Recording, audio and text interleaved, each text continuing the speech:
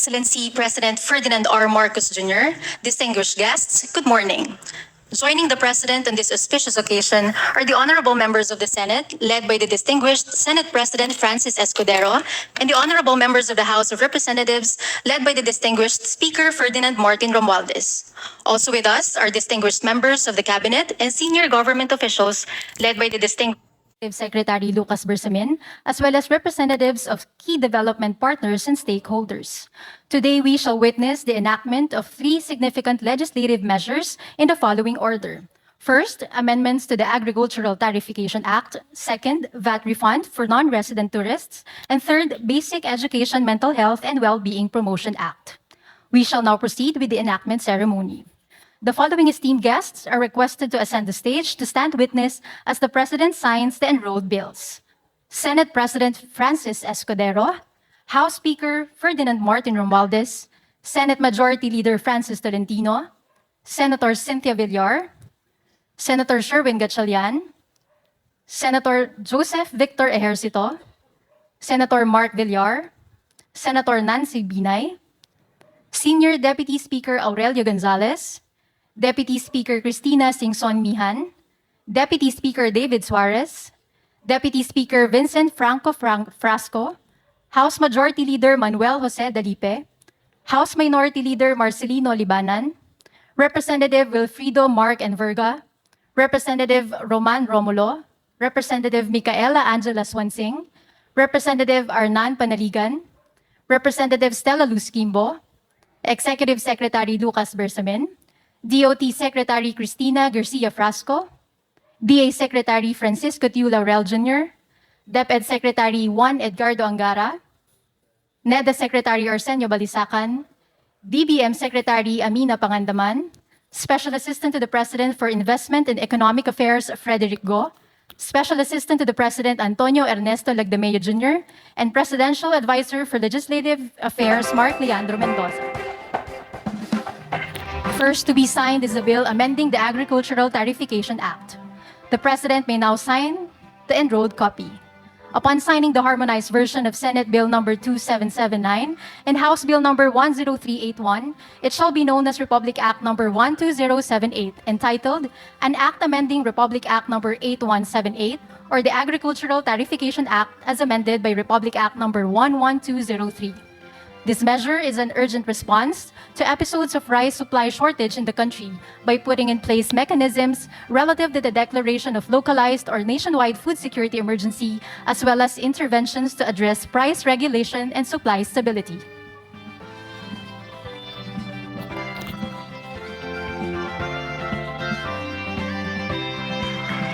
Thank you, Mr. President.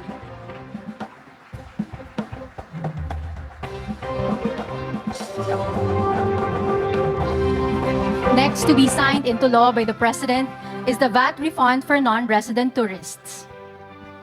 Upon signing the harmonized version of Senate Bill number 2415 and House Bill number 7292, it shall be known as Republic Act number 12079, entitled An Act Creating a VAT Refund Mechanism for Non-Resident Tourists, adding a new Section 112A to the National Internal Revenue Code of 1997 as amended for the purpose.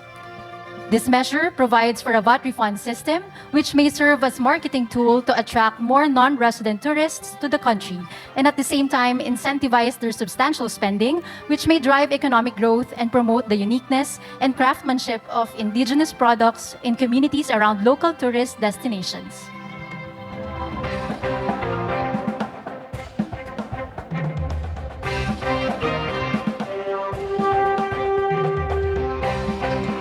Thank you, Mr. President.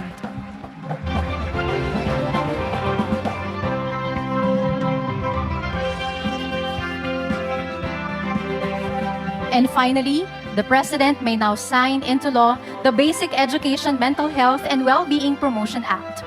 Upon signing of the harmonized version of House Bill number 6574 and Senate Bill number 2200, it shall be known as Republic Act number 12080, entitled An Act Strengthening the Promotion and Delivery of Mental Health Services in Basic Education, by developing school-based mental health programs, establishing schools division mental health and well-being offices and care centers, prescribing the creation of new plantilla positions, and hiring and deploying schools division counselors, school counselors, and school counselor associates in the Department of Education and appropriating funds therefore. This measure institutionalizes the mental health and well-being program for basic education learners as well as for teaching and non-teaching personnel in both public and private schools to ensure the provision of mental health services, emotional, developmental, and preventive interventions, and other support services, and at the same time, eliminate the stigma on mental health counseling. Thank you, Mr. President.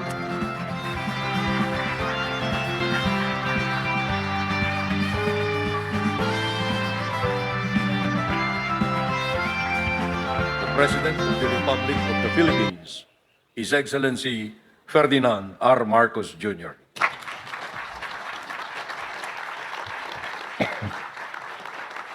Thank you, Executive Secretary Chief Luke Bersamin, for your kind introduction.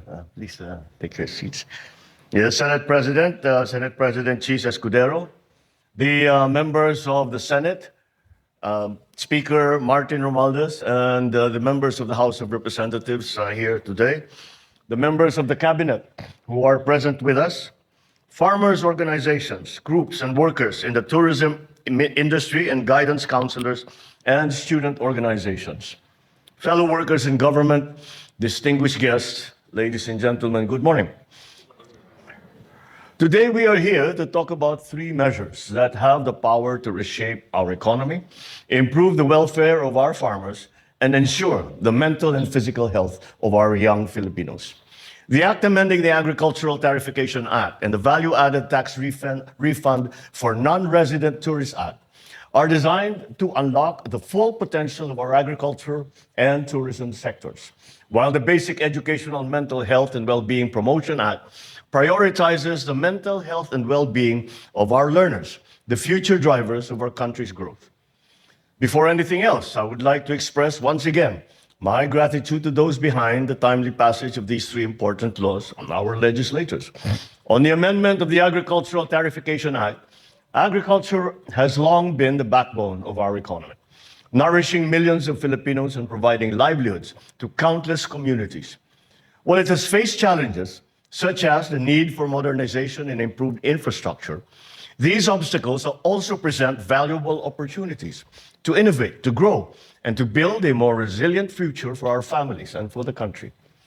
In 2019, we introduced the Rice Tarification Law, removing import restrictions on rice and replacing them with a tariff system. This aimed to make our local farmers more competitive and sustainable through, amongst others, the creation of the Rice Competitiveness Enhancement Fund, or what we refer to now as RCEF. Through the RCEF, we have been able to invest in high-quality seeds, mechanization, and training of our farmers, ensuring that they are equipped with the right skills and tools to increase productivity. With the expiration of the original 6-year plan for RCEF fast approaching, it became clear the program.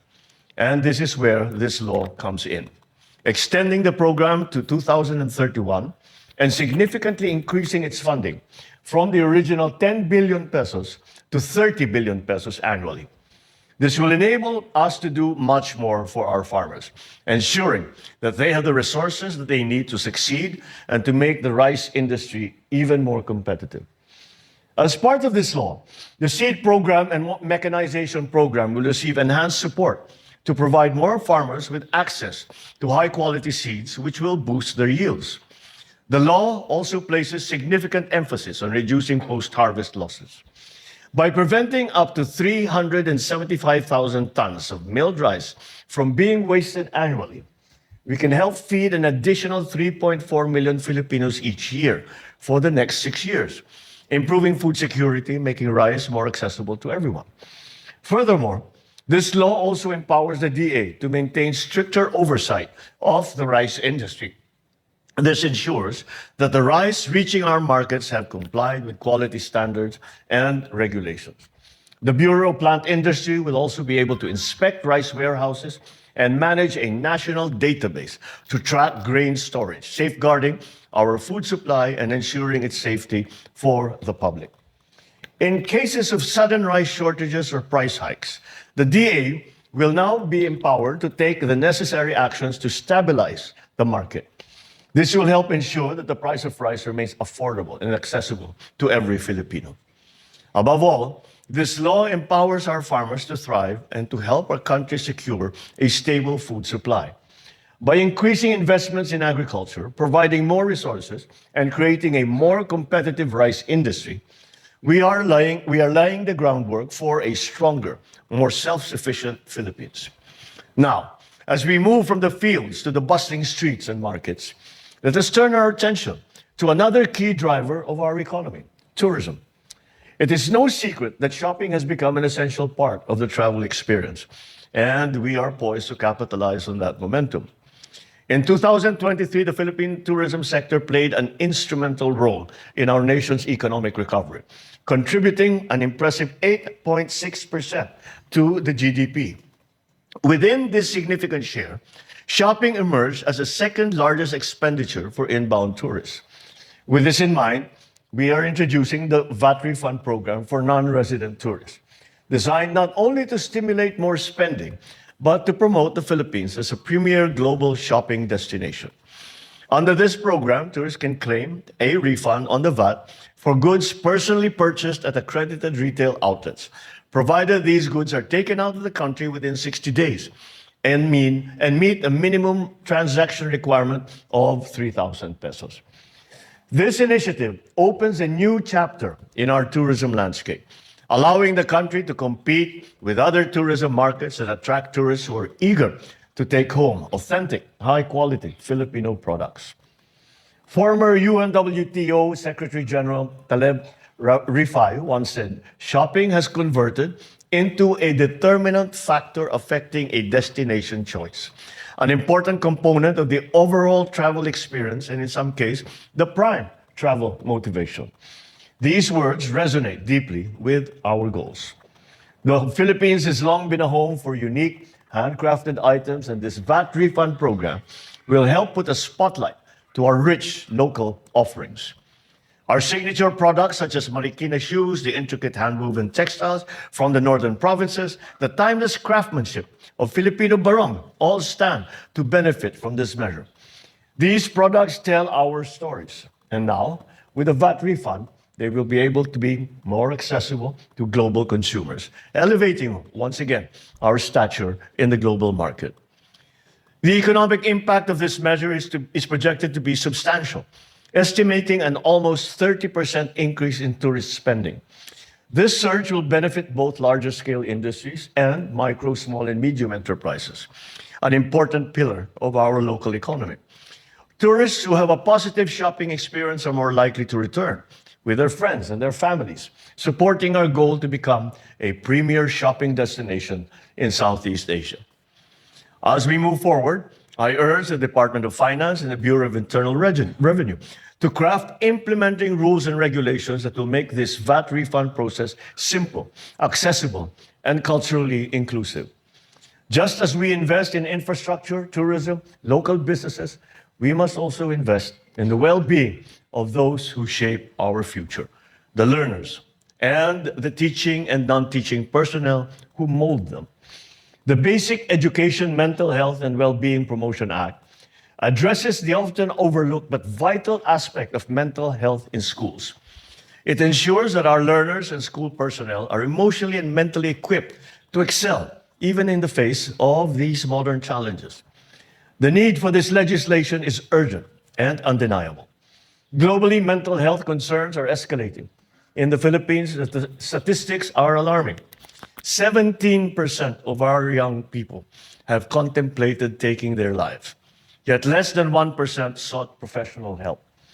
This law aims to bridge that gap by embedding mental health services directly into our schools, our nation's first line of defense against mental health issues. Through this act, schools will become sanctuaries of learning and of well-being. Care centers staffed by trained professionals will provide counseling and stress management workshops. and implement programs to reduce stigma around mental health. Teaching and non-teaching personnel will have access to resources that empower them to support students while safeguarding their own well-being. When our learners and school personnel are mentally healthy, academic performance improves, absenteeism decreases, and a culture of compassion and understanding flourishes. Beyond being a safeguard to our youth and school personnel, this law is also an investment in the intellectual, emotional, and social future and development of our nation. Let us not underestimate the economic and social costs of neglecting mental health. Globally, mental health challenges could cost 16 trillion in losses by 2030. Locally, the toll is evident in this decreased academic outcomes, burnout, and turnover rates among students and school personnel. This act will help in reducing such losses, making our students more productive and ready to contribute to nation building. Today, we renew our promise to every Filipino that they will not only succeed academically, but thrive holistically. Together, we envision a Philippines where mental health is prioritized alongside education, fostering a generation equipped to lead with resilience, compassion, and with purpose. I call on each of you to support and drive these initiatives forward. Let us safeguard and empower our farmers, uplift our tourism industry, and provide mental health support. Together, let us create a future where every Filipino has the opportunity to succeed, to live a balanced life, to contribute to the collective prosperity of the nation. To this end, these three laws are not just policies, they are commitments. Commitments to the Filipino farmer, commitment to the Filipino worker, the Filipino entrepreneur, Filipino learner, and to every single citizen who dreams of a brighter, more resilient, and more progressive bagong Pilipinas. Maraming salamat at mabuhay kayong lahat. Mabuhay ang bagong Pilipinas. Magandang umaga sa inyo. Thank you, Mr. President.